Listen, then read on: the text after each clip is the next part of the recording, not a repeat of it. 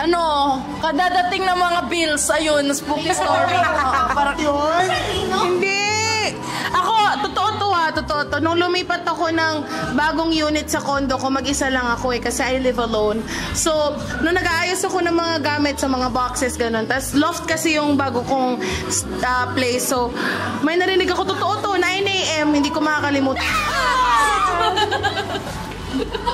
Baka maihi ako. Ay, totoo to, 9 AM.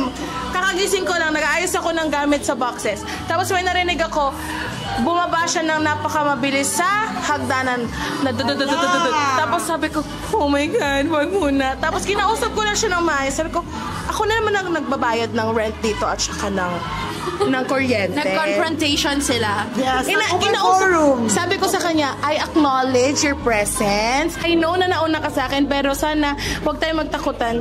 Let's live harmoniously.